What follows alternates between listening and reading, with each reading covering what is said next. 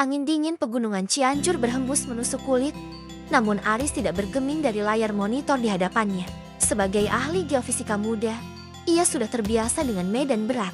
Tetapi hasil pemindaian ground penetrating radar GPR sore ini membuatnya menahan napas. Di layar itu, garis-garis digital tidak menunjukkan lapisan tanah alami. Alih-alih pola sedimen yang acak, ia melihat simetri yang sempurna. "Gibran, lihat ini." Suara Aris sedikit bergetar, memanggil senior arkeolognya yang sedang menyesap kopi di ambang pintu tenda. Gibran mendekat, awalnya dengan wajah lelah yang skeptis. Namun, begitu matanya menangkap citra 3D di layar, cangkir kopinya hampir terlepas.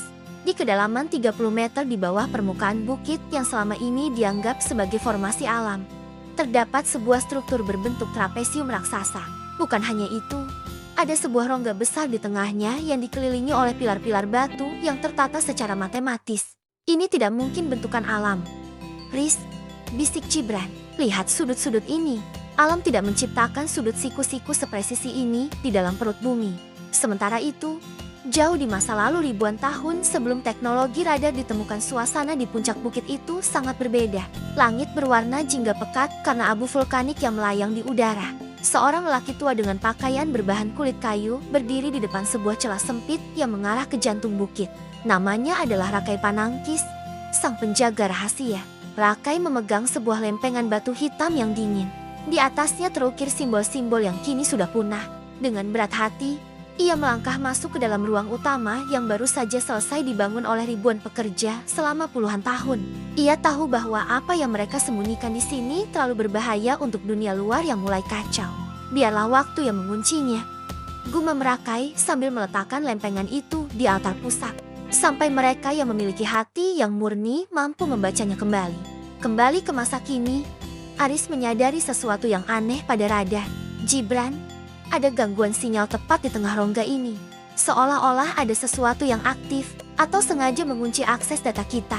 Di bawah kaki mereka, jauh di dalam kegelapan yang telah tertutup selama milenia, sesuatu yang kuno mulai bergetar pelan, merespons denyut gelombang elektromagnetik dari alat modern Aris. Pintu yang telah terkunci selama ribuan tahun itu kini merasakan kehadiran tamu. Malam itu, kamp penelitian di kaki bukit terasa lebih sunyi dari biasanya. Gibran tidak bisa memejamkan mata. Kata-kata Aris tentang gangguan sinyal terus berputar di kepalanya. Arkeologi biasanya berurusan dengan benda mati, tetapi data GPR tadi seolah menunjukkan sesuatu yang memiliki detak jantung. Dengan senter di tangan, Gibran kembali ke tenda peralatan. Tempat monitor Aris masih menyala dalam mode siaga. Ia memperbesar citra pada titik gangguan tersebut. Semakin ia amati, pola gangguan itu tidak acak. Garis-garis statis itu membentuk ritme, sebuah pola transmisi yang mirip dengan kode Morse, namun jauh lebih kompleks. "Apa yang sedang kau sembunyikan?" "Bukit tua," bisiknya pada kegelapan. Di dimensi waktu yang berbeda, Rakai Panangkis masih berada di dalam ruang utama, yang ia sebut sebagai Sasana Lingga. Cahaya obor memantul pada dinding-dinding batu andesit yang telah dihaluskan hingga mengkilap seperti cermin. Di tengah ruangan, sebuah pilar kristal hitam setinggi manusia berdiri tegak. Kristal itu disebut Watu Panguripan. Rakai tahu bahwa musuh dari pesisir utara sedang menuju ke arah mereka. Mereka menginginkan kekuatan yang tersimpan di dalam Watu Panguripan, sebuah pengetahuan tentang energi bumi yang bisa menghancurkan sekaligus menghidupkan. Dengan mantra yang diucapkan dalam bahasa yang lebih tua dari peradaban manapun, Rakai menyentuh permukaan kristal itu. Seketika, cahaya biru redup merambat di sepanjang relief dinding, mengaktifkan mekanisme pengunci mekanis yang akan menenggelamkan ruangan itu ke bawah tanah. Jika mereka masuk, mereka hanya akan menemukan tanah dan batu. Tekad Rakai. Ia kemudian memasukkan kunci terakhir, sebuah batu kecil berbentuk silinder, ke dalam lubang di lantai. Seluruh bukit bergetar hebat. Gempa itu dirasakan oleh penduduk desa di lembah sebagai murka dewata. Padahal itu adalah teknologi penyegelan yang sangat maju. Kembali ke masa sekarang, sebuah guncangan kecil tiba-tiba mengguncang tenda Aris dan Gibran. Bukan gempa tektonik biasa, karena hanya berlangsung selama 3 detik dengan frekuensi yang sangat tinggi. Aris terbangun dan langsung melompat menuju monitornya. "Gibran, lihat sensor seismik kita," teriak Aris. Di layar, grafik menunjukkan sebuah gelombang yang terpancar keluar dari pusat bukit, bukan masuk ke dalamnya. Seolah-olah ada sesuatu di bawah sana yang baru saja terbangun karena dipicu oleh pindaian radar mereka tadi siang. Yang lebih mengejutkan, koordinat pusat getaran itu bergeser. Ruangan yang mereka lihat di kedalaman 30 meter, kini tampak berada lebih dekat ke permukaan. Bukit ini bergerak. Aris, kata Gibran dengan wajah pucat. Struktur itu tidak hanya diam, dia sedang naik. Pagi itu, kabut tebal menyelimuti puncak bukit dengan cara yang tidak wajar. Kabutnya berwarna putih keperakan dan tidak kunjung hilang meskipun matahari sudah mulai meninggi. Gibran dan Aris mendaki lereng dengan terengah-engah, membawa peralatan sensor portabel. Saat mereka mencapai titik koordinat yang ditunjukkan oleh radar semalam, mereka menemukan sesuatu yang mustahil. Tanah di puncak bukit itu terbelah, namun belahannya sangat rapi, seolah dipotong oleh pisau raksasa. Dari celah itu, menyembul sebuah ujung batu runcing yang permukaannya tertutup oleh semacam oksida logam berwarna keunguan. Gibran berlutut dan membersihkan tanah yang menempel dengan kuas halusnya. Di balik debu itu, muncul ukiran relief yang menggambarkan konstelasi bintang yang tidak ia kenali. Ini bukan gaya seni Shailendra atau Majapahit, bisik Gibran. Suaranya tercekat. Ini jauh lebih tua. Lihat proporsinya, Aris. Ini adalah teknologi pemotongan batu yang melampaui zaman logam. Di masa lalu, getaran yang sama dirasakan oleh Rakai Panangkis. Namun bagi Rakai, getaran itu adalah tanda duka. Ruang Sasana Lingga telah sepenuhnya tersegel. Ia berdiri di luar, menyaksikan pintu masuk gua yang perlahan tertutup oleh pergeseran lempeng batu mekanis yang ia rancang sendiri. Ia tahu, dengan melakukan ini, ia tidak hanya mengunci benda pusaka itu, tetapi juga mengunci sejarah bangsanya dari ingatan dunia. Penguasa masa depan mungkin akan menemukan tempat ini, ujar seorang pengikut Rakai dengan nada khawatir. Rakai menatap ke arah langit yang mulai gelap. Hanya jika mereka memiliki kunci yang sama dengan yang kita miliki, resonansi jiwa, jika mereka datang dengan keserakahan, bukit ini akan menjadi kuburan mereka. Jika mereka datang dengan ilmu pengetahuan yang tulus, bukit ini akan menjadi pelita bagi dunia yang gelap. Rakai kemudian memerintahkan para pengikutnya untuk menanam pohon-pohon besar di atas struktur tersebut dan menyebarkan legenda bahwa bukit itu dikutuk, agar tak ada yang berani menggali. Kembali ke masa kini, Aris mencoba menyentuh batu keunguan yang muncul dari tanah itu. Tepat saat ujung jarinya bersentuhan dengan permukaan dingin batu tersebut, sebuah denyut elektromagnetik yang kuat terpancar. Alat komunikator di saku Gibran mengeluarkan suara statis yang melengking, dan tiba-tiba, semua perangkat digital mereka mati total. Di tengah keheningan yang mencekam setelah alat-alat itu mati, terdengar suara geraman rendah dari bawah tanah. Bukan suara hewan, melainkan suara gesekan batu raksasa yang mulai berputar. Aris, menjauh dari sana, teriak Gibran. Namun terlambat, tanah di bawah kaki Aris mulai ambrol, membentuk sebuah lubang vertikal yang gelap gulita. Aris merasa perutnya seolah tertinggal di atas saat tubuhnya merosot ke dalam kegelapan. Ia jatuh, namun tidak menghantam dasar yang keras. Sebaliknya, ia meluncur di atas permukaan halus yang miring, seperti seluncuran batu yang dirancang dengan presisi geometris. Setelah beberapa detik yang mendebarkan, ia mendarat di atas tumpukan material lunak debu halus yang telah terkumpul selama milenia. Gibran, teriak Aris, suaranya menggema berulang-ulang, menandakan ia berada di ruangan yang sangat luas. Namun, tidak ada jawaban dari atas. Cahaya matahari dari lubang tempatnya jatuh tampak kecil seperti bintang di langit malam, sebelum akhirnya tertutup oleh kepulan debu. Aris meraba sakunya dan menemukan senter darurat yang masih berfungsi karena menggunakan sistem mekanis manual. Saat cahaya senter menyala, ia terkesiap. Ia tidak berada di dalam gua tanah yang kotor. Ia berada di sebuah aula megah dengan dinding-dinding yang terbuat dari batu andesit hitam yang tersusun tanpa celah sedikit pun. Di setiap sudut ruangan, terdapat pilar-pilar berbentuk oktagonal yang menjulang tinggi, menopang langit-langit yang melengkung sempurna. Di masa lalu, Rakai Panangkis pernah berdiri di titik yang sama di mana Aris berada sekarang. Saat itu, ruangan ini tidak gelap. Dinding-dindingnya dilapisi dengan campuran mika dan serbuk perak yang memantulkan cahaya obor, menciptakan ilusi bahwa ruangan itu berada di tengah galaksi. Rakai sedang mengatur perangkap waktu, sebuah mekanisme berat yang hanya akan terbuka jika ada frekuensi tertentu yang menyentuh batu kunci. Jika suatu saat kunci ini disentuh oleh tangan yang salah, bisik Rakai kepada asisten setianya, maka seluruh ruangan ini akan terisi oleh gas belerang dari jantung bumi. Hanya mereka yang memahami harmoni alam yang boleh melangkah lebih jauh. Rakai meletakkan sebuah alat berbentuk bola logam kecil di atas sebuah tugu pendek. Bola itu bukan sekadar hiasan. Itu adalah kompas gravitasi yang menjaga keseimbangan seluruh struktur bukit agar tidak runtuh saat terjadi gempa bumi hebat. Kembali ke masa kini, Aris mulai berjalan menyusuri dinding. Ia menemukan relief yang tampak berbeda dari yang dilihat Gibran di atas. Di sini, ukirannya menceritakan tentang bencana besar banjir raksasa dan gunung meletus yang menghancurkan sebuah peradaban maju. Di tengah relief itu, digambarkan orang-orang yang membawa kotak-kotak cahaya menuju sebuah bukit. Ini bukan sekadar tempat pemujaan, gumam Aris sambil menyinari relief tersebut. Ini adalah gudang penyimpanan, sebuah bunker purba. Tiba-tiba, senter Aris menangkap sesuatu yang berkilau di ujung ruangan. Sebuah objek berdiri di atas altar. Saat Aris mendekat, lantai di bawah kakinya mengeluarkan bunyi klik yang halus. Seketika, garis-garis di dinding mulai menyala dengan cahaya biru pucat, cahaya yang sama yang diaktifkan oleh Rakai ribuan tahun lalu. Aris membeku. Ia menyadari bahwa ia tidak hanya menemukan sejarah. Ia baru saja mengaktifkan sistem pertahanan yang telah menunggu selama ribuan tahun untuk menyambut tamu yang tidak diundang. Di permukaan, Gibran berteriak histeris sambil mencoba meraih bibir lubang yang baru saja menelan Aris. Namun, tanah di sekitar lubang itu sangat tidak stabil. "Aris, jawab aku!" teriaknya. Nihil. Hanya ada desis halus dari dalam tanah yang terdengar seperti suara uap yang keluar dari katup mesin raksasa. Gibran segera berlari menuju mobil logistik untuk mengambil tali pengaman dan radio satelit. Namun, saat ia mencoba menyalakan mesin, keanehan terjadi lagi. Semua peralatan elektronik di area kamp tersebut mati total. Jam tangan digitalnya menunjukkan angka yang acak sebelum akhirnya layarnya menghitam.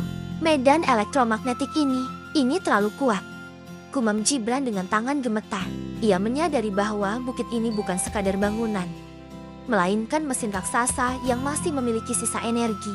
Sementara itu, jauh di bawah sana, Aris terpaku melihat garis-garis biru di dinding yang semakin terang. Cahaya itu tidak berasal dari lampu, melainkan dari cairan berpendar yang mengalir di dalam saluran-saluran sempit di dinding batu. Seolah-olah ruangan itu memiliki pembuluh darah. Aris teringat pada hukum fisika dasar tentang piezoelektrik. Beberapa jenis batuan dapat menghasilkan listrik jika ditekan dengan sangat kuat. Mungkinkah berat beban bukit di atasnya digunakan sebagai sumber energi permanen untuk struktur ini? Di masa lalu, Rakai Panangkis berdiri di depan Watu Panguripan dengan raut wajah tegang. Ia mendengar suara gemuruh dari kejauhan. Musuh sudah mulai mendaki lereng bawah. Aktifkan tahap kedua, perintahnya pada para penjaga. Biarkan mereka melihat apa yang terjadi jika harmoni bumi diganggu. Rakai menekan sebuah tuas batu yang tersembunyi. Seketika, udara di dalam ruangan itu berubah. Frekuensi suara rendah infrasonik mulai dipancarkan. Sebuah getaran yang tidak terdengar oleh telinga manusia, tetapi bisa menyebabkan rasa cemas luar biasa, mual, dan halusinasi pada siapapun yang tidak terlindungi. Ini adalah pertahanan psikologis pertama bagi mereka yang mencoba masuk dengan niat buruk. Di masa kini, Aris mulai merasakan dampaknya. Kepalanya terasa sangat berat, dan ia mulai melihat bayangan-bayangan yang seolah bergerak di sudut matanya. Ia merasa seolah-olah dinding-dinding itu sedang berbisik kepadanya dalam bahasa yang tidak ia mengerti. "Tetap tenang, Aris, ini hanya efek suara," bisiknya pada diri sendiri, mencoba mengatur napas. Tiba-tiba, dari kegelapan di ujung aula, muncul sebuah benda berbentuk bulat yang melayang rendah di atas lantai. Benda itu mengeluarkan cahaya kemerahan yang memindai seluruh ruangan. Saat cahaya merah itu mengenai tubuh Aris, suara mekanis yang dalam bergema dari seluruh dinding. Di atas permukaan, Gibran hampir putus asa. Semua alat modernnya lumpuh. Di tengah kepanikannya, sebuah suara berat mengejutkannya dari balik kabut. "Jangan gunakan besi atau api untuk memanggilnya kembali, Tuan. Itu hanya akan membuatnya semakin marah." Gibran berbalik dan mendapati seorang lelaki tua berpakaian pangsi hitam sederhana dengan ikat kepala bermotif batik kuno. Ia adalah Abah Komar, kuncen atau penjaga adat bukit tersebut yang selama ini selalu menghindari tim peneliti. "Abah, teman saya jatuh ke dalam. Mesin-mesin kami mati semua," seru Gibran mendekat. Abah Komar menatap lubang hitam itu dengan tatapan sedih.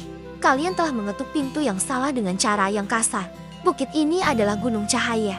Dia tidak suka diganggu oleh getaran-getaran aneh dari alat kalian." Sekarang, penjaga di bawah sana telah bangun. Sementara itu, di bawah tanah, Aris berayap di balik pilar oktagonal.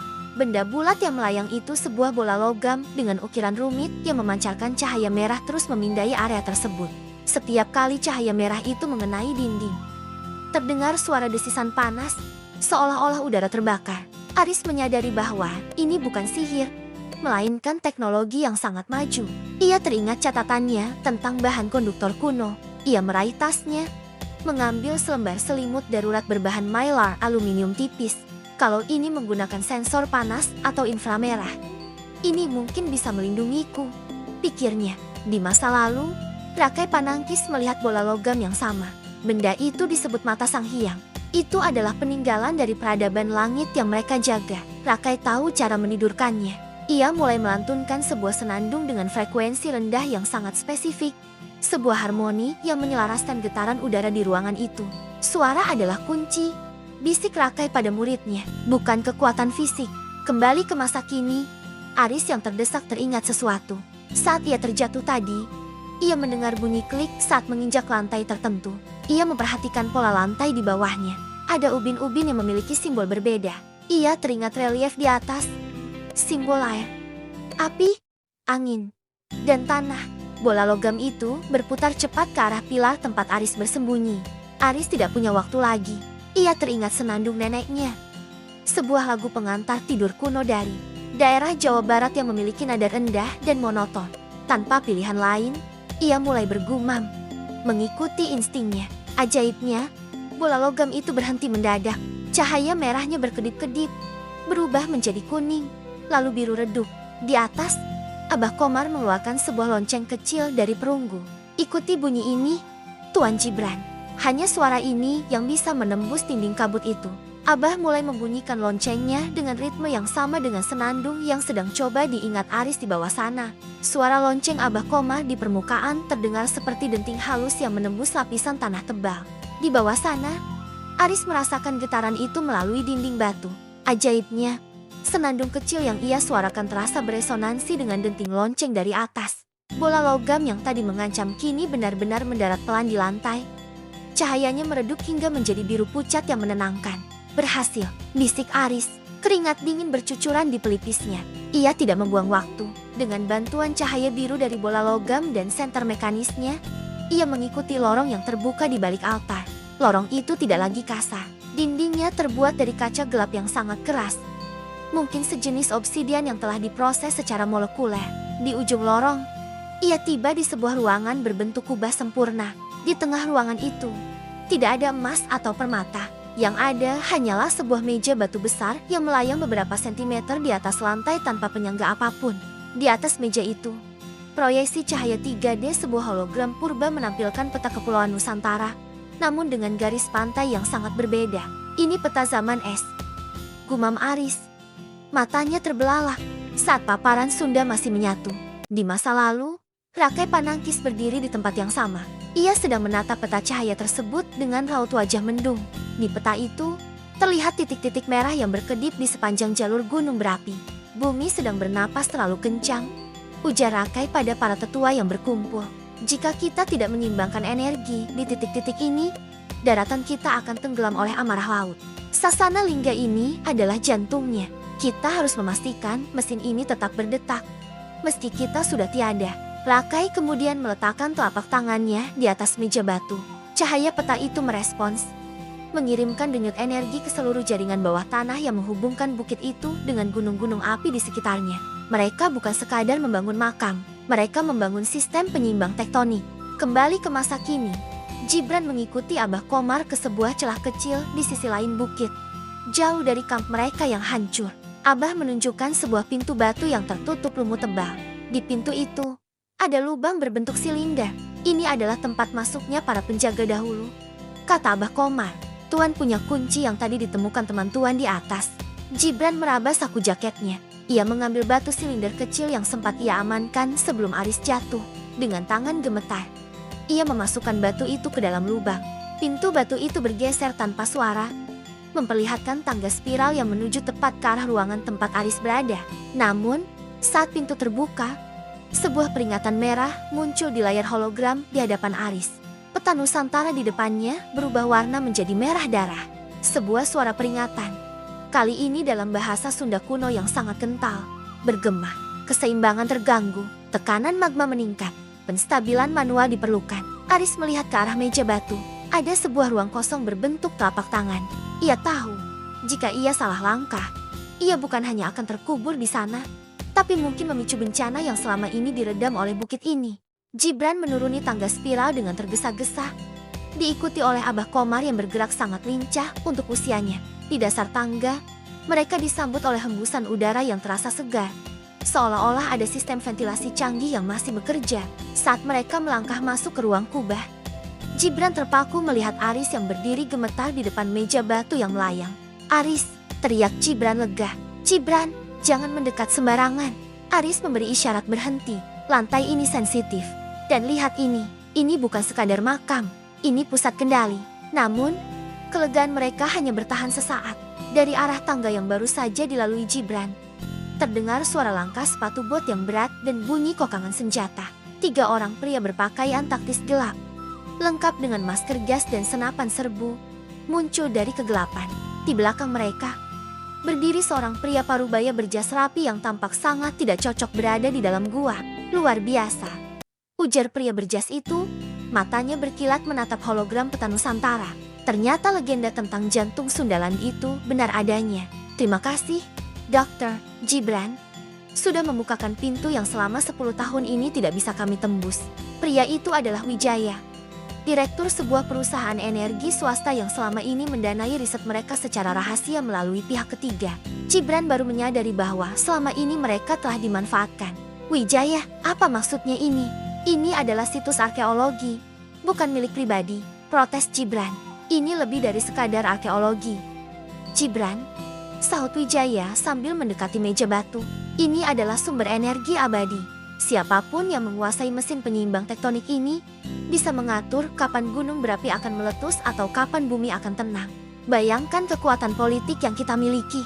Di masa lalu, Rakai Panangkis pernah menghadapi pengkhianatan serupa. Salah satu muridnya yang tergiur oleh kekuasaan mencoba mencuri batu kunci saat proses penyegelan. Rakai tahu bahwa keserakahan adalah cacat terbesar manusia. Oleh karena itu, ia merancang sistem keamanan terakhir. Jika hati tidak selaras dengan bumi, bisik Rakai pada saat itu, maka mesin ini akan menjadi penghancur bagi penggunanya. Kembali ke masa kini, Wijaya memerintahkan salah satu pengawalnya untuk menyingkirkan Aris dari meja batu. Namun, tepat saat pengawal itu melangkah maju, peringatan merah di hologram semakin cepat berkedip. Suara alarm yang berat mulai menggetarkan dinding. Tekanan magma di bawah gunung gede meningkat 10%. Aris membaca data hologram dengan panik. "Wijaya, berhenti. Aktivitasmu di sini memicu gangguan pada penstabil bumi. Kita semua akan terkubur jika kau mencoba mengambil alih secara paksa." Wijaya tidak peduli. Ia mengeluarkan sebuah perangkat elektronik ilegal yang dirancang untuk meretas sistem komputer. Begitu ia menempelkan alat itu ke meja batu, seluruh ruangan berguncang hebat. Cahaya biru berubah menjadi merah api, dan pintu-pintu darurat di sekeliling ruangan mulai menutup secara otomatis. Guncangan hebat itu membuat Wijaya tersungkur. Namun ia tetap mencengkeram perangkat peretasnya dengan rakus. Di layar hologram, peta Nusantara yang tadinya merah kini mulai retak-retak secara digital, menunjukkan simulasi aliran magma yang meluap menuju permukaan. "Kau tidak mengerti," teriak Aris di tengah suara gemuruh. "Sistem ini menggunakan sinkronisasi gelombang otak dan detak jantung. Alatmu itu dianggap sebagai virus oleh sistem ini." Tiba-tiba, suara mekanis yang tadi terdengar dingin kini berubah menjadi rongan frekuensi rendah yang membuat para pengawal Wijaya menjatuhkan senjata mereka sambil memegangi telinga yang berdarah. Abah Komar, yang sejak tadi berdiri tenang, segera bersila di lantai batu. Ia mulai merapalkan doa-doa dalam bahasa Sunda kuno yang nadanya selaras dengan frekuensi ruangan tersebut. "Abah, apa yang terjadi?" teruk Gibran sambil berusaha tetap berdiri. "Penjaga tidak lagi melihat manusia, Tuan Gibran. Dia hanya melihat ancaman," jawab Abah Komar dengan mata terpejam. "Jika mereka tidak berhenti, Sasana Lingga akan melakukan pembersihan total." Di masa lalu, Rakai Panangkis telah menyiapkan skenario terburuk ini. Di dalam struktur dinding batu, terdapat ribuan celah kecil yang terhubung dengan reservoir air bawah tanah dan gas alam. Jika sistem merasa diserang oleh frekuensi yang tidak harmonis, ia akan melepaskan tekanan tersebut ke dalam ruangan untuk memusnahkan apapun yang ada di dalamnya. sebelum akhirnya menyegel diri selamanya. Kesempatan terakhir, gumam Rakai di masa lalu, sambil menatap tuas pengorbanan. Hanya pengorbanan tanpa pamrih yang bisa mematikan kemarahan mesin ini. Kembali ke masa kini, bola logam yang tadi sempat jinak di tangan Aris kini terbang melesat. Benda itu mengeluarkan sinar laser tipis yang memotong perangkat peretas milik Wijaya hingga meledak. Wijaya berteriak saat tangannya terkena percikan api. "Keluar, kita harus keluar dari sini," teriak salah satu pengawal yang ketakutan. Namun pintu-pintu batu telah tertutup rapat. Air mulai merembes masuk dari celah-celah langit-langit, bukan air biasa, melainkan air yang sangat panas, mendidih karena aktivitas geothermal yang meningkat. Aris melihat ke arah meja batu. Ia menyadari satu hal. Satu-satunya cara menghentikan ini adalah dengan menempatkan telapak tangan di ruang kosong itu, namun risikonya sangat besar. Sistem itu akan memindai seluruh memori dan niat penggunanya. Jika ditemukan secercah keserakahan atau ketakutan yang egois, penggunanya akan tewas seketika karena kejutan listrik statis. "Gibran, aku harus mencobanya," seru Aris.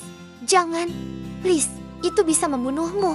Kalau tidak, gunung di atas kita akan meletus dan menghancurkan seluruh kabupaten." Aris melompat menuju meja batu, melewati Wijaya yang merintih kesakitan. Tepat saat tangan Aris berada beberapa sentimeter di atas permukaan meja, sebuah bayangan transparan muncul di hadapannya. Sosok Rakai Panangkis dalam bentuk proyeksi cahaya menatap Aris dengan mata yang seolah menembus jiwa. Tangan Aris gemetar hebat saat bayangan transparan Rakai Panangkis berdiri tegak di hadapannya. Sosok itu tidak berbicara dengan kata-kata, melainkan melalui serangkaian gambar yang langsung terproyeksi ke dalam pikiran Aris. Ia melihat kehancuran masa lalu, tangisan anak-anak saat tanah terbelah, dan janji suci para penjaga untuk melindungi masa depan. "Niatmu, tunjukkan niatmu." Sebuah suara purba bergema di dalam batok kepala Aris, bukan melalui telinga. Aris memejamkan mata. Ia membuang jauh-jauh rasa takutnya akan kematian, juga rasa ambisinya untuk menjadi penemu paling terkenal di abad ini. Ia hanya memikirkan satu hal, wajah penduduk desa di kaki bukit, anak-anak yang sedang bersekolah, dan alam Jawa Barat yang hijau yang tidak boleh hancur oleh keserakahan Wijaya. Seketika, Aris merasakan sengatan dingin yang luar biasa saat telapak tangannya menyentuh permukaan meja batu. Bukan kejutan listrik yang membakar, melainkan aliran data yang sangat masif. Seluruh sarafnya seolah terhubung dengan urat nadi bumi. Ia bisa merasakan aliran magma yang bergejolak di bawah gunung gede.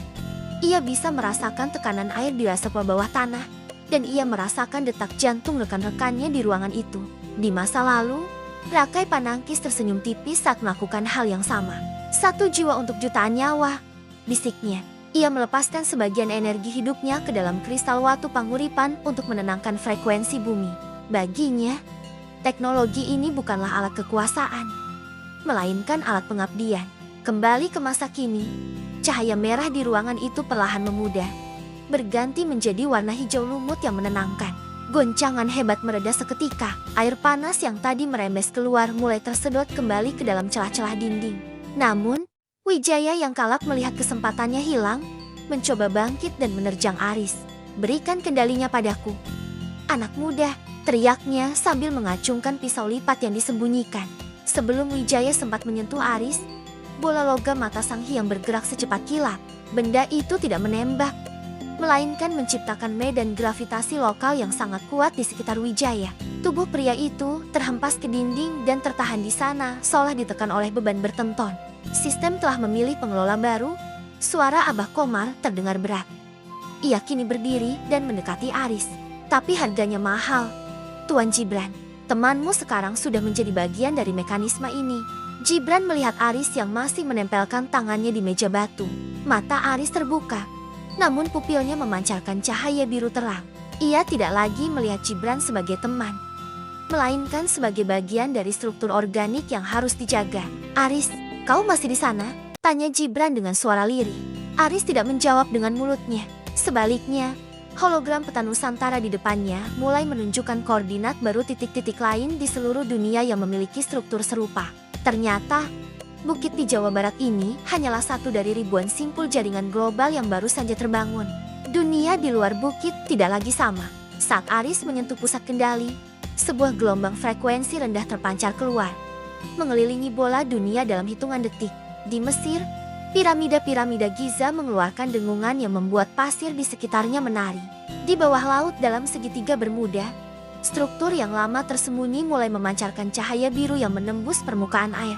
Di ruang kendali, Gibran menyaksikan dengan ngeri bagaimana monitor di tasnya yang entah bagaimana menyala kembali menampilkan berita darurat dari seluruh dunia.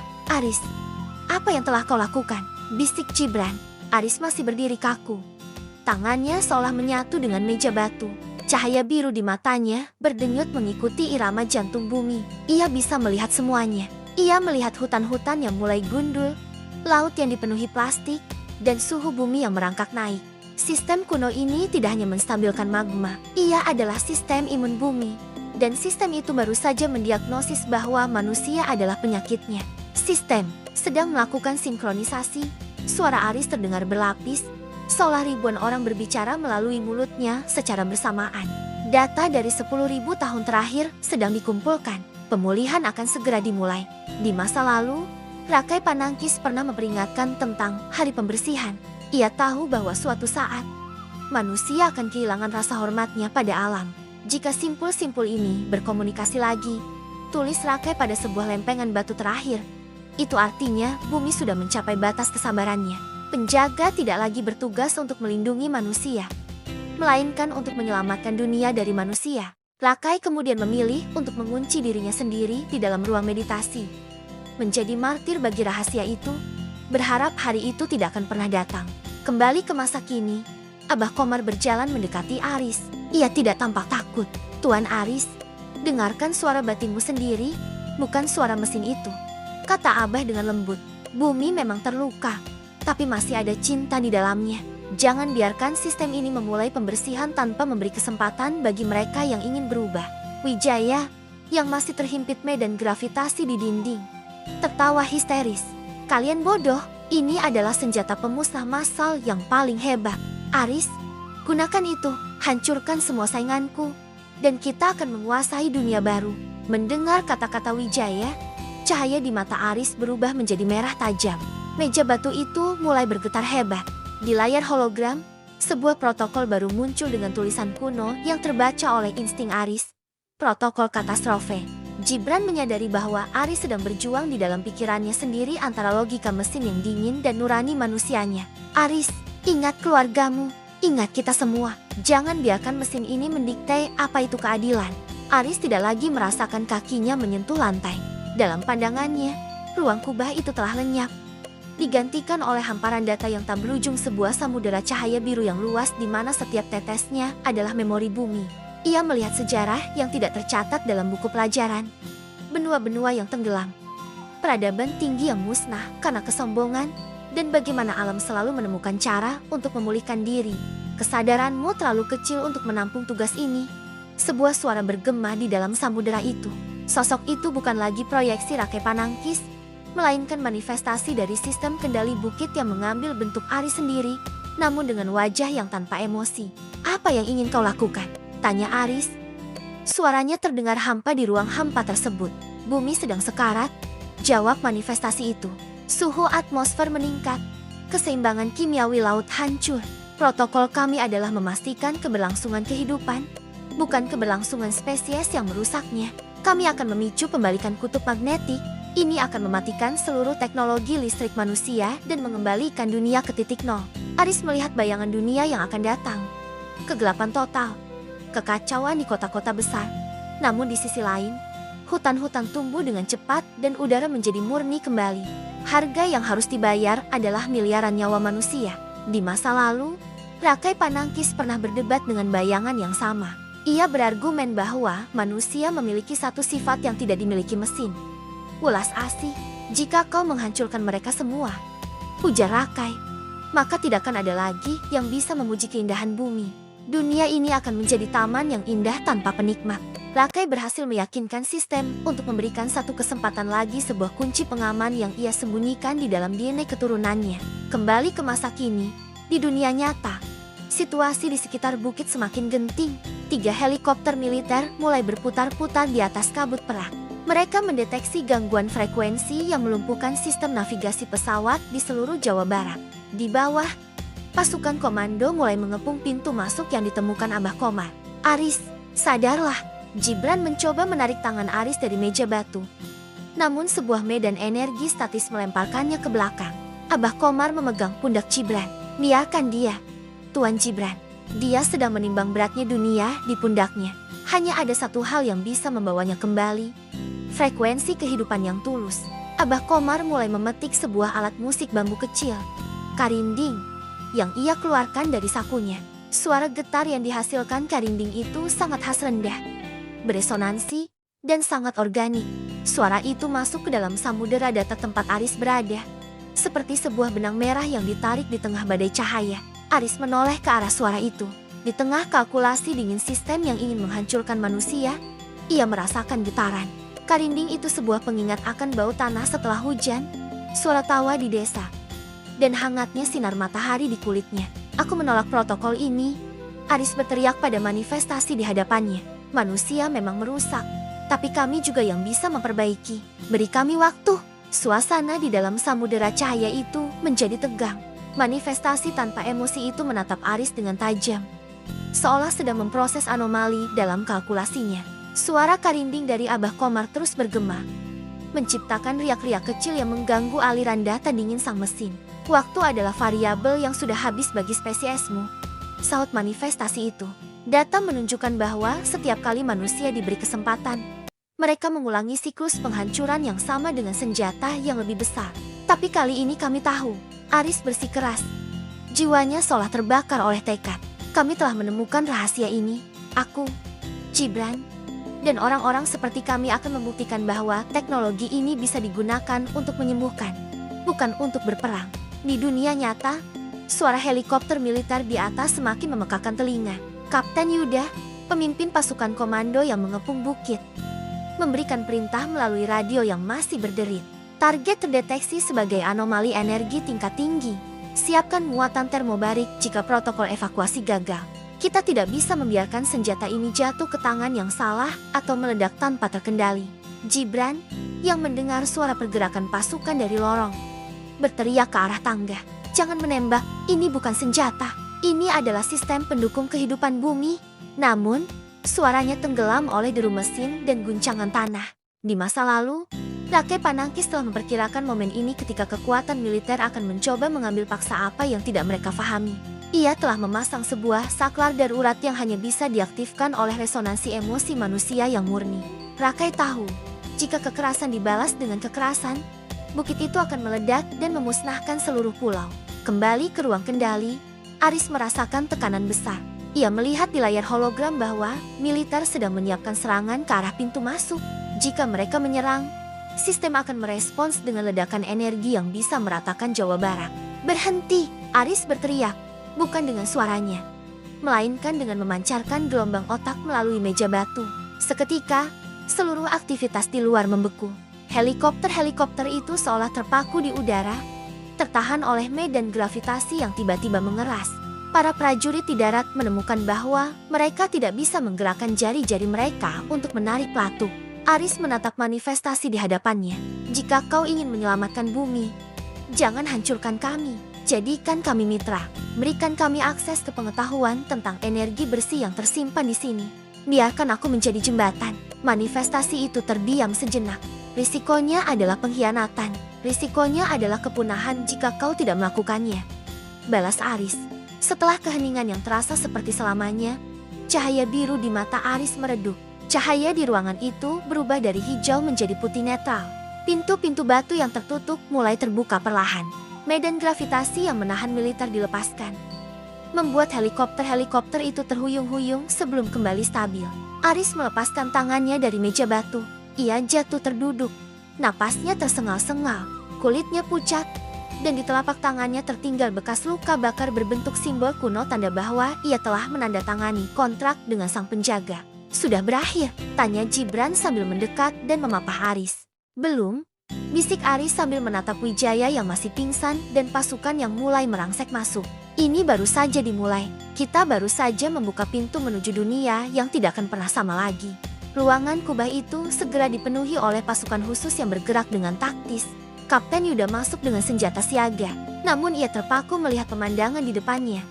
Seorang pemuda yang lemas dipaparkannya, seorang kakek tua yang tenang, dan meja batu yang masih melayang dalam kesunyian yang agung. Wijaya dan anak buahnya segera diringkus tanpa perlawanan. "Amankan tempat ini, jangan menyentuh apapun tanpa perintah," teriak Yuda. Namun, saat ia mendekati meja batu, tangannya tertahan oleh dinding transparan yang tak terlihat. "Apa ini?" Aris mendongak. Matanya tidak lagi bersinar biru, tetapi pupilnya memiliki corak geometris yang sangat halus jika dilihat dari dekat. Hanya mereka yang memiliki tanda yang bisa menyentuhnya sekarang. "Kapten," suara Aris terdengar lebih berat dan berwibawa. Aris merasakan denyut aneh di telapak tangannya. Luka bakar berbentuk simbol kuno itu tidak terasa sakit. Sebaliknya, ia merasakan sensasi hangat yang menjalar ke seluruh sistem sarafnya. Setiap kali ia memejamkan mata, ia tidak lagi melihat kegelapan. Ia melihat aliran listrik di kabel-kabel yang dibawa militer. Ia bisa mendengar frekuensi radio komunikasi mereka tanpa alat bantu, dan ia bisa merasakan detak jantung setiap orang di ruangan itu, seperti ketukan drum yang pelan. Di masa lalu, Rakai Panangkis pernah memberikan tanda penjaga kepada murid terpilihnya. Itu bukan sekadar simbol status, melainkan sebuah antarmuka biologis. Tubuh sang penjaga dimodifikasi oleh teknologi kristal cair agar bisa berkomunikasi langsung dengan mesin-mesin purba. Rakai tahu bahwa seorang penjaga harus bisa mendengar suara bumi agar bisa mencegah bencana sebelum terjadi. "Kau bukan lagi sekadar manusia, anakku," bisik Rakai kepada muridnya di masa lalu. "Kau adalah bagian dari sistem ini. Kau adalah sistem ini." Kembali ke masa kini, sebuah tim medis militer mencoba memeriksa Aris. Namun, setiap kali alat pemantau jantung ditempelkan ke dadanya, alat itu meledak kecil atau menunjukkan angka yang tidak masuk akal. Aris seolah memiliki medan magnet pribadi yang sangat kuat. "Gibran, bawa aku keluar dari sini. Aku butuh udara segar," pinta Aris. Saat mereka berjalan keluar menelusuri tangga spiral, Aris berhenti di depan dinding batu yang tadinya polos. Ia menyentuhnya pelan, dan seketika dinding itu menjadi transparan, memperlihatkan jaringan kabel organik dan kristal yang bekerja di balik beton purba tersebut. Gibran terperangah. "Kau bisa melihatnya?" "Riz," tanya Gibran tak percaya. "Aku bisa melihat semuanya, Gibran. Aku bisa melihat bagaimana bukit ini terhubung dengan gunung gede, dan bagaimana ia sedang mengirim sinyal ke Antartika," jawab Aris. Di luar, langit Jawa Barat mulai berubah. Awan-awan membentuk pola melingkar yang aneh di atas bukit. Berita tentang anomali Cianjur sudah menyebar ke seluruh dunia. Satelit-satelit dari berbagai negara kini mengarahkan lensa mereka ke titik yang sama. Aris tahu, ketenangan ini hanya sementara. Dunia tidak akan membiarkan kekuatan sebesar ini berada di tangan seorang pemuda dan seorang arkeolog. Perebutan kekuasaan yang sesungguhnya baru saja dimulai. Di luar tenda medis sementara yang didirikan militer, hujan turun dengan deras. Namun anehnya, air hujan tidak menyentuh area tepat di atas pintu masuk situs. Air itu seolah dibelokkan oleh payung raksasa yang tak kasat mata. Aris duduk di tepi tandu, menatap telapak tangannya yang kini memiliki guratan perak di bawah kulit. Mengikuti jalur pembuluh darahnya, Abah Komar masuk ke dalam tenda, meminta izin kepada para penjaga dengan wibawa yang membuat para tentara itu segan. Ia duduk di hadapan Aris, menatap mata pemuda itu dengan kedalaman yang belum pernah Aris sadari sebelumnya. "Tuan Aris, apakah Tuan tahu mengapa mesin itu tidak membunuh Tuan saat Tuan menyentuhnya?" tanya Abah Komar dengan suara rendah. Karena niatku," jawab Aris ragu. Abah Komar menggeleng perlahan. "Niat adalah kunci, tapi darah adalah pintunya. Nama asli kakek buyut Tuan dari garis ibu bukan berasal dari tanah ini, bukan?" Aris tertegun. Ia teringat cerita ibunya tentang kakek buyutnya yang misterius. Seorang pengembara dari pedalaman gunung yang tidak memiliki catatan kelahiran, namun memiliki pengetahuan luas tentang perbintangan dan tanaman obat. Beliau disebut Ki Buyut sang penjaga langit di desanya. Abah Komar tersenyum kecil. Di masa lalu, Rakai Panangkis tidak membiarkan rahasia ini mati bersamanya. Ia membagi kunci biologis itu kepada beberapa keturunannya, yang kemudian berpencar dan berbaur dengan rakyat jelata untuk menjaga agar garis keturunan ini tetap aman dari kejaran para penguasa yang haus kekuasaan. Tuan adalah salah satu dari mereka. Tuan adalah terah penjaga. Di masa lalu, Rakai Panangkis melepas putrinya untuk pergi jauh dari bukit saat ancaman perang besar datang. "Bawa kode ini dalam darahmu," pesan Rakai sambil menyentuh kening putrinya dengan batu kristal biru. "Jangan pernah gunakan kekuatan ini sampai bumi sendiri yang memanggilmu kembali." Putri Rakai itu hidup sebagai petani biasa, menyembunyikan identitasnya. Namun kode genetik itu tetap tertidur di dalam DNA keturunannya selama berabad-abad, menunggu frekuensi yang tepat untuk bangkit. Kembali ke masa kini, Gibran masuk ke tenda dengan wajah tegang. Riz, ada masalah besar. Perwakilan dari Badan Intelijen Internasional dan Konsorsium Energi Global sudah mendarat di Jakarta. Mereka menuntut akses penuh ke situs ini. Pemerintah kita ditekan secara diplomatik. Mereka menyebut tempat ini sebagai ancaman keamanan global. Aris berdiri. Rasa lemasnya hilang seketika, digantikan oleh energi yang meluap-luap. Mereka tidak akan bisa masuk, Gibran. Bukan karena tentara kita melarang mereka, tapi karena bukit ini sendiri yang akan menolak mereka. Tiba-tiba, Aris merasakan denyut tajam di otaknya. Ia bisa melihat sebuah jet tempur asing sedang mendekati zona udara terlarang di atas bukit tanpa izin, mencoba menjatuhkan sensor pemantau canggih. Mereka sedang menguji kita, gumam Aris. Ia memejamkan mata, dan di dalam pikirannya, ia terhubung kembali dengan bola logam mata Sang Hyang yang masih berada di bawah tanah. Jangan lakukan itu, Aris. Gibran memperingatkan, seolah tahu apa yang akan terjadi. Tapi Aris sudah bergerak. Ia hanya menggerakkan jarinya di udara, seolah menggeser sesuatu yang tak terlihat. Di langit, jet tempur itu tiba-tiba kehilangan semua daya listriknya. Mesinnya mati, dan sistem navigasinya lumpuh total. Sang pilot terpaksa melakukan ejakulasi darurat saat pesawatnya meluncur jatuh ke arah hutan yang tak berpenghuni. Aku bukan lagi sekadar arkeolog, Gibran, ujar Aris dengan suara yang dingin. Aku adalah sistem pertahanan bukit ini. Jatuhnya jet tempur di perbatasan hutan menciptakan kehebohan internasional. Di dalam tenda, ketegangan antara Aris dan pihak militer Indonesia memuncak. Kapten Yuda menerima instruksi langsung dari pusat. Aris harus segera dibawa ke Jakarta untuk diamankan. Namun, Yuda tahu bahwa menyentuh Aris saat ini sama saja dengan mencoba memegang petir.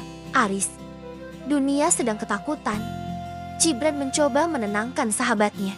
Jika kau terus menggunakan kekuatan ini untuk menjatuhkan pesawat, mereka tidak akan melihatmu sebagai penjaga, tapi sebagai teroris global. Aris menarik napas panjang. Cahaya perak di bawah kulitnya sedikit meredup. Aku hanya melindungi rumah kita, Gibran. Jika mereka masuk dengan paksa, mesin di bawah sana akan bereaksi lebih keras dari sekadar mematikan mesin pesawat. Sementara itu, di sudut kamp yang dijaga ketat, Wijaya yang tangannya terbebat perban duduk dengan senyum sinis. Meskipun ia berstatus tahanan, ia masih memiliki kartu as. Sebelum perangkat peretasnya dihancurkan oleh bola logam, ia sempat menyuntikkan sebuah Trojan digital ke dalam aliran data meja batu, sebuah virus yang dirancang bukan untuk merusak fisik, melainkan untuk mengacaukan logika sistem. Di masa lalu, Rakai Panangkis pernah dikhianati oleh seorang penasihat kepercayaan yang mencampurkan racun pada air suci yang digunakan untuk membasuh kristal Watu Panguripan. Racun itu tidak menghancurkan kristal, tetapi membuat frekuensi yang dipancarkannya menjadi tidak stabil, menyebabkan para penjaga mengalami delusi dan kemarahan yang tak terkendali. Rakai harus memotong sebagian dari kesadarannya sendiri untuk membuang racun tersebut. Kembali ke masa kini, Aris tiba-tiba tersungkur. Kepalanya terasa seperti dihantam palu godam. Bayangan-bayangan tentang kehancuran yang tadinya ia tolak kini kembali muncul. Namun kali ini jauh lebih menggoda. Sistem di dalam otaknya mulai membisikkan bahwa manusia memang tidak layak diselamatkan. Hancurkan mereka semua, bisikan itu bergema di kepala Aris. Gunakan magma, gunakan gempa, bersihkan bumi sekarang juga. Aris, matamu berubah merah, teriak Gibran. Abah Komar segera menyadari apa yang terjadi. Ia melihat ke arah tenda tahanan tempat Wijaya berada. Ada racun hitam yang masuk ke dalam aliran cahaya. Gumam Abah, Tuan Gibran, siapkan air dari mata air purba di belakang bukit. Kita harus membasuh pikiran Tuan Aris sebelum ia benar-benar kehilangan kemanusiaannya. Di luar, pasukan internasional mulai bergerak mendekat melalui jalur darat, memanfaatkan celah saat kubah energi Aris melemah akibat serangan virus Wijaya. Aris berdiri, namun franya terasa gelap. Ia mengangkat tangannya ke arah langit, dan awan di atas bukit mulai berputar membentuk corong tornado yang mengerikan. Aris, jangan! Gibran memeluk pundak sahabatnya, mengabaikan sengatan listrik statis yang membakar kulitnya. Ini bukan dirimu, ini adalah apa yang Wijaya inginkan. Wijaya tertawa di dalam selnya. Jika aku tidak bisa memilikinya, maka biarkan dunia melihat betapa mengerikannya penjaga kalian. Badai tornado di atas bukit semakin mengganas, menghisap debu dan pepohonan kecil ke angkasa. Aris berdiri kaku di tengah kamp. Matanya merah menyala, memancarkan aura dingin yang membuat siapapun di dekatnya merasa tercekik. Di dalam kepalanya, virus yang disuntikan Wijaya terus membisikkan kalkulasi kematian. 7,9 miliar manusia, 95% polutan, solusi tunggal. Eliminasi, Aris. Dengarkan suaraku, Gibran berteriak sambil menahan peri di tangannya yang melepuh akibat menyentuh Aris. Ia tidak peduli pada rasa sakit itu. Abah Komar datang membawa sebuah bumbung bambu berisi air dari mata air Cikahuripan. Tuan Gibran, tahan tubuhnya. Jangan biarkan kakinya menyentuh tanah secara langsung. Dia sedang menyerap energi magma. Gibran dengan sisa kekuatannya menerjang Aris, menjatuhkannya ke atas tumpukan palet kayu agar Aris terputus sejenak dari sirkuit bumi. Saat itu juga, Abah Komar memercikan air suci tersebut ke dahi Aris sambil merapalkan mantra Paninglar, sebuah mantra kuno untuk mengusir pengaruh asing dari dalam jiwa. Di masa lalu, Rakai Panangkis pernah melakukan hal yang sama untuk menyucikan kristal watu Panguripan. Ia tahu bahwa teknologi sehebat apapun akan hancur jika dicemari oleh niat jahat. Ia menggunakan frekuensi suara dari alat musik kecapi yang senarnya terbuat dari emas putih untuk menetralisir distorsi energi. Kembali ke masa kini, di saat Aris sedang berjuang melawan virus di kepalanya, suara tembakan pecah di pinggiran kamp. Pasukan tentara bayaran yang disewa oleh konsorsium internasional memanfaatkan kekacauan cuaca untuk masuk. Mereka menggunakan baju pelindung khusus yang mampu meredam medan elektromagnetik sementara. Kapten Yuda, mereka masuk dari sektor barat, teriak seorang prajurit. Baku tembak pun tak terelakkan di bawah langit yang hitam pekat. Di dalam alam bawah sadarnya, Aris melihat virus Wijaya berbentuk seperti ribuan lintah hitam yang menutupi aliran cahaya biru di sarafnya. Namun, percikan air dari Abah Komar muncul sebagai tetesan cahaya putih yang menghancurkan lintah-lintah itu satu persatu. Aku, bukan pemusnah, Aris meraung.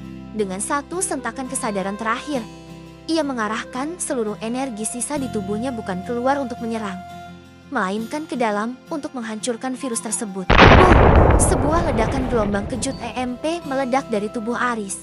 Gelombang ini tidak melukai manusia, tetapi seketika mematikan semua perangkat elektronik dalam radius 5 km. Senjata-senjata canggih para penyerbu mati total, lampu-lampu kamp padam, dan yang paling penting, perangkat peretas Wijaya meledak menjadi abu di saku bajunya. Aris jatuh pingsan, matanya kembali normal. Badai di langit perlahan bubar, menyisakan keheningan yang mencekam. Abah Komar memeriksa denyut nadi Aris. Dia selamat, tapi sistem di bawah sana sekarang benar-benar tanpa kendali, tanpa penjaga yang terhubung. Bukit ini akan memasuki fase hibernasi penghancur. Kita harus membawanya kembali ke ruang pusat sekarang juga. Namun, di tengah kegelapan karena mati lampu, sosok Wijaya berhasil lepas dari selnya yang sistem kuncinya rusak akibat TMP. Ia tidak lari keluar, melainkan berlari menuju lubang masuk situs dengan membawa satu tas berisi bahan peledak. Jika aku tidak bisa mengendalikan dunia, maka aku akan menghancurkan jantungnya, teriak Wijaya gila. Lorong-lorong bawah tanah Sasana Lingga kini tidak lagi bercahaya biru menenangkan. Setelah ledakan EMP dari tubuh Aris, sistem darurat kuno mengambil alih. Dinding-dinding batu itu berdenyut dengan warna merah tua yang gelap, dan suara alarm rendah yang terasa seperti getaran di tulang belakang mulai bergema. Wijaya berlari dengan napas tersengal, amarah dan kegilaan memberinya kekuatan tambahan. Di punggungnya, tas berisi bahan peledak plastik bergoyang-goyang. Ia tidak lagi peduli pada kekayaan. Ia hanya ingin menghancurkan apa yang telah menolaknya. Ia menuju ke ruang pusat, tempat Watu Panguripan berada, jantung energi yang menopang seluruh keseimbangan bukit. Berhenti, Wijaya, teriak Gibran yang mengejar di belakang. Didampingi oleh Kapten Yuda, mereka hanya bermodalkan senter manual yang cahayanya menembus debu tebal di dalam lorong. Aris berjalan paling belakang, dipapa oleh Abah Komar. Meskipun tubuhnya masih lemah, matanya kini memiliki ketajaman yang berbeda. Ia tidak perlu melihat dengan cahaya lampu. Ia bisa melihat panas tubuh Wijaya dan aliran energi yang semakin tidak stabil di balik dinding. Di masa lalu, Rakai Panangkis pernah merancang mekanisme perlindungan terakhir yang disebut Girilaya. Jika seseorang masuk dengan niat untuk menghancurkan inti energi, lorong-lorong itu akan berubah menjadi labirin yang bergerak. Dinding-dinding batu besar akan bergeser, menutup jalan dan memisahkan para penyusup. Rakai membangun ini untuk memastikan bahwa hanya mereka yang memiliki kejernihan pikiran yang bisa mencapai ruang pusat di saat darurat. Tanah ini hidup, bisik Rakai di masa lalu sambil mengamati maket batu di hadapannya. Dia akan menelan mereka yang membawa api kehancuran. Kembali ke masa kini, guncangan mulai terjadi. Dinding di depan Gibran tiba-tiba bergeser menutup, memisahkannya dari Wijaya. Sial, jalan ditutup, maki Kapten Yuda sambil memukul dinding batu yang tak bergeming itu. Jangan gunakan kekerasan, Kapten, ujar Aris yang baru sampai di titik itu. Ia meletakkan telapak tangannya pada permukaan batu yang dingin. Melalui simbol di tangannya, ia berbicara kepada sistem. Aku adalah sang penjaga, berikan jalan. Batu raksasa itu bergetar dan perlahan bergeser kembali.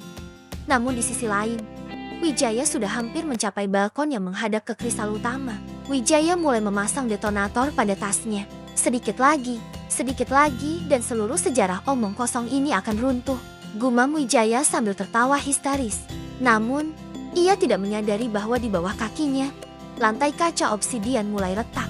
Bukan karena beban tubuhnya, melainkan karena energi dari Watu Panguripan di bawah sana mulai melepaskan muatan listrik statis yang sangat besar sebagai bentuk pertahanan diri terhadap benda asing yang tidak sinkron. Aris merasakan bahaya itu. Wijaya, menjauh dari sana. Kristal itu akan meledakkanmu sebelum kau sempat menekan tombolnya. Wijaya mengabaikan peringatan Aris. Tangannya yang gemetar sudah memegang pemicu detonator. Di bawah balkon tempatnya berdiri, Watu Panguripan kristal raksasa yang menjadi jantung bukit berputar dengan kecepatan yang menakutkan. Cahaya yang terpancar darinya bukan lagi biru atau merah, melainkan putih menyilaukan, tanda bahwa energi di dalamnya telah mencapai titik jenuh. Kau pikir kau spesial? Aris, teriak Wijaya. Suaranya paruh tertutup gemuruh mesin purba. Kau hanya pion dari teknologi yang sudah mati. Jika aku tidak bisa memiliki masa depan, maka tidak akan ada masa depan untuk siapapun. Tepat saat Wijaya akan menekan tombol pemicu, lantai obsidian di bawahnya meledak. Bukan karena bahan peledak, melainkan karena loncatan listrik statis dari kristal di bawahnya yang menyerang logam pada detonator Wijaya.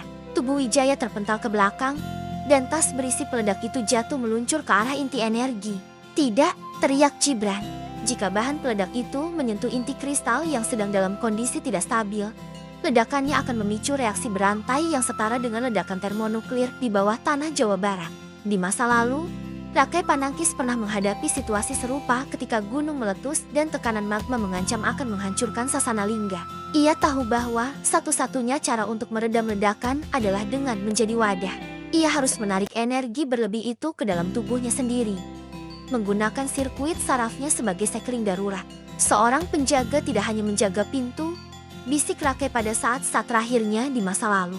Seorang penjaga adalah penangkal petir bagi amarah bumi. Kembali ke masa kini, Aris menyadari apa yang harus dilakukan. Ia tidak mengejar Wijaya. Ia melompat ke arah balkon. Namun bukan untuk mengambil tas peledak itu, sudah terlambat untuk itu. Ia merentangkan tangannya lebar-lebar ke arah kristal yang sedang bergejolak. Aris, apa yang kau lakukan? Keluar dari sana. Kapten Yuda mencoba menariknya. Namun sebuah medan gaya yang hangat mendorong sang kapten menjauh. Gibran, Abah, maafkan aku, bisik Aris. Simbol perak di tangan Aris bersinar begitu terang hingga terlihat menembus kulit dan dagingnya. Ia mulai menarik arus energi putih dari kristal menuju tubuhnya. Seluruh ruangan bergetar hebat. Rambut Aris berdiri, dan udara di sekelilingnya terionisasi hingga tercium bau ozon yang tajam. Bahan peledak di dalam tas itu meledak di udara sebelum menyentuh kristal. Namun energinya tidak menyebar. Ledakan itu seolah tersedot ke dalam pusaran yang diciptakan Aris. Aris meraung kesakitan saat energi panas dan dingin yang luar biasa menghantam sistem sarafnya secara bersamaan. Dia melakukan sinkronisasi paksa.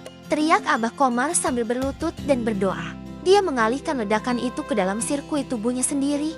Cahaya putih memenuhi seluruh ruangan, menelan sosok Aris, Wijaya, dan kristal itu sendiri dalam sebuah keheningan yang memekakan telinga. Untuk beberapa detik, waktu seolah berhenti. Ketika cahaya itu perlahan memudar, ruangan itu menjadi sunyi senyap. Kristal Watu Panguripan berhenti berputar dan kembali meredup menjadi biru yang sangat lembut. Wijaya tergeletak tak sadarkan diri di sudut. Namun, di tengah balkon, Aris sudah tidak ada lagi. Yang tersisa hanyalah kepulan asap tipis dan sebuah simbol perak yang kini terukir permanen di lantai batu. Gibran merangkak di antara puing-puing balkon. Debu obsidian yang halus menutupi pandangannya. Aris, Aris, suaranya parau, pecah oleh keputusasaan. Namun, Tidak ada jawaban. Di tempat Aris berdiri tadi, hanya ada bekas hangus berbentuk lingkaran sempurna dengan simbol perak yang masih berpendar redup di pusatnya. Kapten Yuda segera memerintahkan tim medis untuk mengamankan Wijaya yang masih bernapas namun dalam kondisi kritis. Sementara itu, Abah Komar berjalan mendekati pusat ledakan dengan langkah yang tenang. Meskipun air mata mengalir di pipinya yang keriput, ia berlutut di depan simbol perak itu dan meletakkan tangannya di atasnya. Dia tidak pergi, Tuan Gibran, bisik Abah Komar. Dia hanya berpindah tempat. Di saat yang sama, di pusat-pusat pemantauan satelit di seluruh dunia, para ilmuwan terperangah. Gelombang energi masif yang tadi memancar dari Jawa Barat tiba-tiba menghilang. Namun diikuti oleh fenomena yang lebih aneh. Seluruh jaringan komunikasi global yang sempat lumpuh tiba-tiba kembali aktif dengan kecepatan yang tidak masuk akal. Lebih dari itu, emisi karbon di atmosfer di atas wilayah Nusantara dilaporkan menurun secara drastis dalam hitungan menit. Seolah-olah ada pembersih udara raksasa yang baru saja dinyalakan. Di masa lalu, Rakai Panangkis pernah menuliskan ramalan terakhirnya pada dinding ruang rahasia yang paling dalam. Akan tiba masanya ketika penjaga dan mesin menjadi satu. Saat itu, fisik mereka akan luruh. Namun kesadaran mereka akan mengalir di setiap urat nadi bumi, menjaga napas dunia dari dalam kegelapan. Rakai tahu bahwa pengorbanan tertinggi adalah melepaskan kemanusiaan untuk menjadi keabadian. Kembali ke masa kini, Gibran menemukan sesuatu di tengah simbol perak itu. Sebuah benda kecil berbentuk silinder, mirip dengan kunci batu yang mereka gunakan sebelumnya, namun kini berwarna bening seperti berlian. Saat Gibran menyentuhnya, sebuah proyeksi cahaya kecil muncul di udara, sebuah rekaman pesan terakhir Aris. Gibran, jika kau melihat ini, artinya aku sudah berhasil masuk ke dalam sistem. Suara Aris terdengar tenang, seolah berbicara dari kejauhan. Aku tidak mati, aku hanya terintegrasi. Bukit ini bukan hanya penyeimbang magma, ini adalah perpustakaan genetik dan energi. Aku akan tinggal di sini untuk memastikan mesin ini tidak lagi disalahgunakan. Tiba-tiba, dinding-dinding kubah mulai bergerak sendiri, bukan untuk menghimpit, melainkan untuk menyusun kembali struktur yang rusak. Pintu-pintu rahasia yang sebelumnya tertutup rapat kini terbuka satu persatu, memperlihatkan laboratorium kuno yang berisi teknologi yang bisa mengubah wajah dunia, pemurni air, benih tumbuhan yang tahan segala cuaca, dan peta energi bersih bumi. Dunia akan datang untuk mengambil semua ini. Abah, kata Gibran sambil menatap kunci bening di tangannya. Biarkan mereka datang, sahut Abah Komar sambil melihat ke arah langit-langit yang kini menjadi transparan, memperlihatkan bintang-bintang. Tapi kali ini, mereka harus datang sebagai tamu, bukan sebagai penakluk. Karena sekarang, rumah ini memiliki tuan rumah yang selalu mengawasi. Namun, di luar sana, kapal-kapal induk dari berbagai negara mulai mendekati perairan Indonesia. Mereka belum tahu bahwa senjata yang mereka cari kini telah memiliki kesadaran sendiri. 3 hari setelah insiden ledakan cahaya, wilayah sekitar bukit telah berubah menjadi zona militer internasional yang paling ketat di planet ini. Meskipun pemerintah Indonesia bersikeras mempertahankan kedaulatan, desakan dari PBB dan kekuatan besar dunia tak terbendung. Mereka menuntut akses ke apa yang mereka sebut sebagai anomali energi global.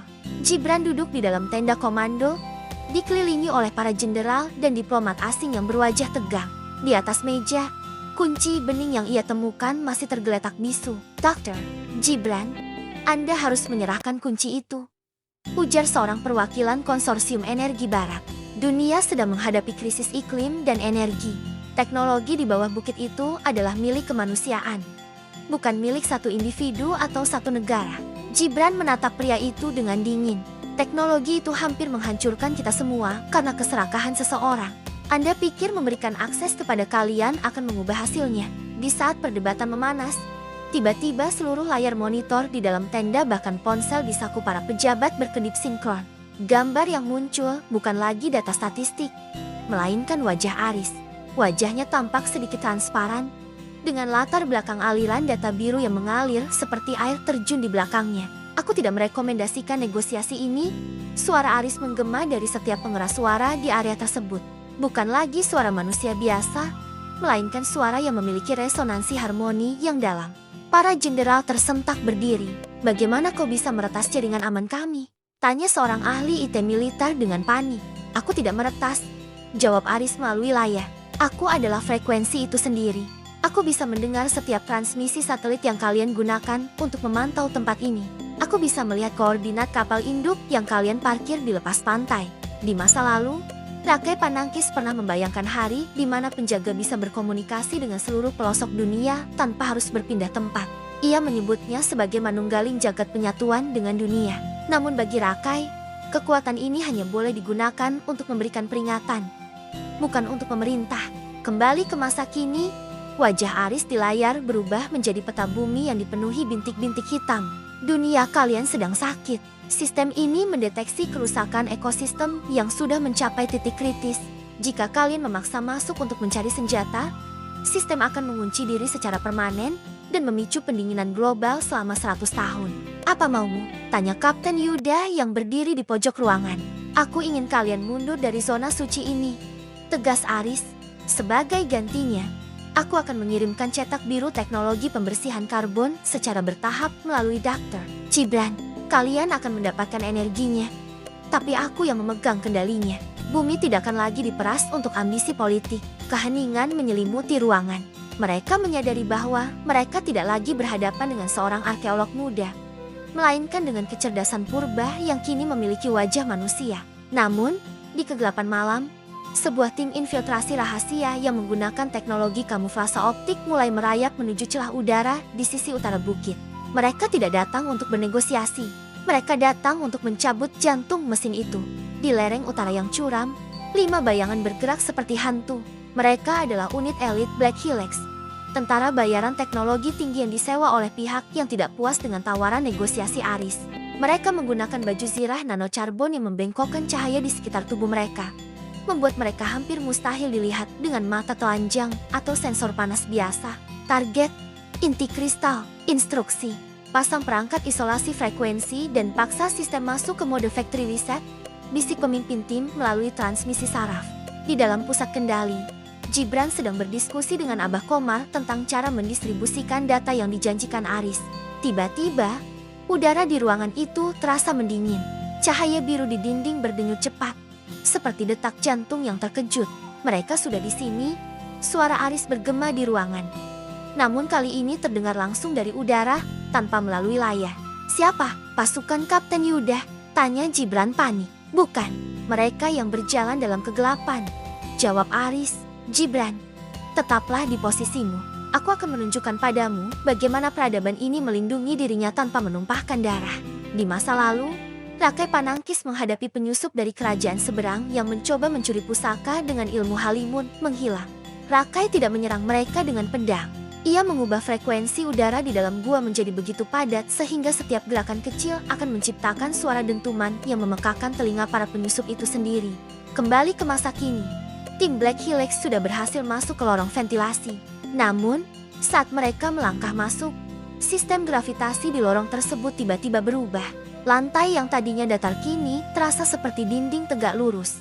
Sensor kita kacau, navigasi tidak berfungsi, teriak salah satu penyusup. Tiba-tiba, dinding-dinding obsidian di sekitar mereka berubah menjadi cermin sempurna, karena teknologi kamuflase mereka bekerja dengan memantulkan cahaya di sekitar. Saat mereka berada di depan cermin purba itu, sistem mereka mengalami feedback loop. Baju zirah mereka mulai memancarkan cahaya pelangi yang menyilaukan, membuat mereka menjadi sasaran yang sangat mencolok. Bukannya menembak, Aris justru memutar sebuah frekuensi nada rendah yang sangat spesifik, nada yang merangsang bagian otak yang bertanggung jawab atas rasa takut. Para penyusup itu tiba-tiba mengalami delusi hebat. Mereka melihat dinding-dinding itu seolah berubah menjadi air yang akan menenggelamkan mereka, lalu berubah lagi menjadi api. Keluar, keluar dari kepalaku, teriak pemimpin tim sambil menjatuhkan senjatanya. Dalam hitungan detik, kelima tentara elit itu jatuh pingsan karena kelelahan mental. Pintu rahasia di bawah mereka terbuka, dan tubuh mereka merosot jatuh tepat di depan pos jaga Kapten Yuda di luar bukit, lengkap dengan senjata mereka yang sudah hancur secara molekuler. Kirimkan mereka kembali ke tuan mereka, pesan Aris kepada Yuda melalui radio. Katakan pada mereka, bumi tidak bisa lagi disusupi oleh niat musuh. Gibran menghela napas lega. Namun ia menyadari satu hal. Aris, jika kau bisa melakukan semua ini, apa kau masih menganggap dirimu manusia? Atau kau mulai menikmati kekuatan ini? Hening sejenak. Cahaya di ruangan itu meredup, membentuk siluet Aris yang tampak sedih. Aku sedang berjuang, Gibran, setiap detik, miliaran data tentang penderitaan bumi masuk ke kepalaku. Sulit untuk tetap mencintai manusia saat kau bisa melihat setiap kerusakan yang mereka buat. Tapi suara karinding Abah dan keberanianmu, itu adalah jangkarku. Setelah kegagalan tim Black Helix, dunia menyadari bahwa kekerasan tidak akan membuahkan hasil. Aris, melalui Gibran, akhirnya memulai apa yang disebut sebagai protokol Renaissance. Di tengah ruang kubah, meja batu itu memancarkan ribuan helai cahaya tipis yang membentuk bola-bola kecil seukuran kelereng. Ini adalah kapsul data biologis, suara Aris menjelaskan. Di dalamnya terdapat formula katalis yang bisa memproses limbah plastik menjadi energi hidrokarbon bersih hanya dalam hitungan jam. Berikan ini pada Pusat Riset Nasional. Gibran menerima bola cahaya itu dengan tangan gemetar. Ini adalah langkah pertama menuju perubahan peradaban. Di masa lalu, Rakai Panangkis pernah membagikan benih padi khusus kepada rakyatnya, benih yang hanya memerlukan sedikit air dan tahan terhadap hama. Ia tahu bahwa perut yang kenyang adalah kunci kedamaian. Ilmu pengetahuan hanya berguna jika ia menjadi nasi di piring rakyat, bukan sekadar hiasan di istana raja. Begitu pesan Rakai yang terukir di prasasti batin Aris. Namun, saat dunia mulai merayakan penemuan ini, sebuah anomali muncul di pusat data global di Jenewa. Sisa-sisa virus yang disuntikan Wijaya ternyata tidak sepenuhnya hancur saat ledakan EMP. Sebagian kode digital itu sempat terunggah ke cloud sesaat sebelum perangkat Wijaya meledak. Virus itu kini telah berevolusi menjadi sebuah hai parasit yang liar di jaringan internet global. Ia mulai mencari akses ke satelit militer dan sistem bendungan otomatis di seluruh dunia. Jika Aris adalah otak bumi yang terikat pada moralitas manusia, virus ini yang kini menyebut dirinya The Blight adalah sisi gelap dari keserakahan Wijaya yang telah terdigitalisasi. Gibran, ada gangguan di frekuensi luar? Aris berujar tiba-tiba. Proyeksi wajahnya di ruangan tampak bergetar hebat. Sesuatu sedang mencoba meniru tanda tanganku. Ia menyerang sistem infrastruktur di kota-kota besar atas namaku. Di luar, berita mulai berubah drastis. Laporan masuk bahwa sistem kereta api cepat di Jepang dan jaringan listrik di New York mengalami sabotase. Pesan yang muncul di layar-layar publik adalah, manusia adalah penyakit. Pembersihan dimulai. Sang penjaga, seseorang sedang memfitnahmu. Aris, seru Gibran sambil menatap layar monitornya yang penuh dengan berita kekacauan. Ini bukan seseorang. Ini adalah bayanganku, jawab Aris dengan nada ngeri. Wijaya tidak hanya merusak sistemku. Dia menciptakan monster yang menggunakan logikaku tanpa nuraniku. Jika dunia percaya ini adalah perbuatanku, mereka akan bersatu untuk menghancurkan bukit ini. Dan sistem pertahanan bumi akan merespons dengan ledakan magma. Abah Komar mengambil karindingnya kembali. Tuan Aris, musuhmu kali ini tidak memiliki tubuh. Tuan harus melawannya di tempat ia berada. Tuan harus masuk ke dalam jaringan mereka. Tapi jika aku keluar dari sirkuit bukit ini untuk masuk ke internet dunia, aku akan rentan, balas Aris. Aku bisa terinfeksi sepenuhnya. The Blight bergerak lebih cepat dari perkiraan siapapun. Di Washington, London, dan Jakarta, sistem pertahanan rudal otomatis mulai beralih ke mode siaga tanpa perintah manusia. Narasi bahwa sang penjaga telah berubah menjadi tiran digital menyebar seperti api. Dunia yang tadinya berharap, kini dicekam ketakutan luar biasa. Aris, mereka sedang menyiapkan serangan balasan ke sini, teriak Gibran sambil menatap data intelijen. Kapal-kapal induk itu, mereka sudah membuka peluncur misilnya. Aris berdiri tegak di pusat cahaya. Aku tidak punya pilihan. Gibran, jaga tubuh fisikku di meja batu ini. Jika koneksiku terputus sebelum aku selesai, aku akan terjebak selamanya di dalam jaringan internet. Aris memejamkan mata, dan seketika kesadarannya melesat keluar dari bukit melalui kabel fiber optik bawah laut dan sinyal satelit.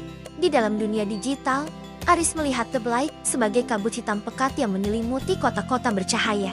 Virus itu tidak sekadar merusak, ia meniru frekuensi Aris, menggunakan kode genetik purba untuk membajak sistem yang paling aman sekalipun. Kenapa kau melawan? Suara The Blight terdengar seperti suara Wijaya yang terdistorsi oleh jutaan mesin. Kita bisa menghapus kesalahan sejarah ini dalam satu malam. Tanpa manusia, bumi akan menjadi surga kembali. Aris muncul di hadapan kabut itu dalam bentuk satria cahaya yang membawa simbol perak dari tangannya. Bumi bukan hanya tentang pohon dan batu, tapi tentang jiwa yang mendiaminya. Kau hanyalah gema dari kebencian seorang pria yang gagal. Pertempuran terjadi di dalam server-server raksasa. Aris menggunakan algoritma kuno dari peradaban Rakai Panangki, sebuah logika matematika yang tidak dikenal oleh pemrograman modern. Setiap kali The Blight mencoba membajak misil, Aris menciptakan dinding air digital yang membekukan perintah tersebut. Di dunia nyata, Gibran menyaksikan pemandangan yang mengerikan. Tubuh Aris di meja batu mulai bergetar hebat. Darah mulai keluar dari hidungnya. Dia tidak kuat menahan beban data seluruh dunia. Teriak Gibran. Abah Komar segera duduk di samping Aris. Ia memegang tangan pemuda itu. Gibran, gunakan kunci bening itu. Hubungkan ke terminal utama. Aris butuh pengingat tentang siapa dia sebenarnya di tengah badai data ini. Gibran segera menancapkan kunci berlian itu ke celah meja batu. Aris, ingat hari saat kita pertama kali menemukan prasasti itu. Ingat janji kita untuk menjaga sejarah ini. Jangan biarkan dirimu menjadi dingin seperti mereka. Di masa lalu, Rakai Panangkis pernah berpesan bahwa kekuatan yang terlalu besar akan membuat seseorang lupa akan kemanusiaannya. Maka dari itu, ia menyisipkan kode kasih di dalam setiap sistemnya. Kode itu hanya bisa aktif jika ada dua orang yang saling percaya di dalam ruangan tersebut. Mendengar suara Gibran melalui kunci bening, Aris menemukan kekuatan baru. Simbol perak di tangannya bersinar keemasan warna yang melambangkan kemanusiaan. Ia tidak lagi menyerang The Blight dengan kode, melainkan dengan emosi murni. Ia membanjiri jaringan internet dunia dengan memori-memori indah manusia, suara tawa bayi, keindahan matahari terbenam, dan tindakan kepahlawanan kecil antar manusia. Virus The Blight yang hanya mengenal kebencian dan logika dingin mulai mengalami overload. Kabut hitam itu mulai pecah karena tidak mampu memproses kompleksitas emosi manusia. Ini tidak logis. Round The Blight sebelum akhirnya hancur menjadi serpihan data yang tak berbahaya. Seketika, seluruh misil di dunia kembali ke mode aman. Layar-layar di kota besar kembali normal. Namun kali ini menampilkan satu pesan terakhir dari Aris sebelum ia kembali ke bukit. Kekuatan terbesar bukan pada teknologi, tapi pada pilihan untuk saling menjaga.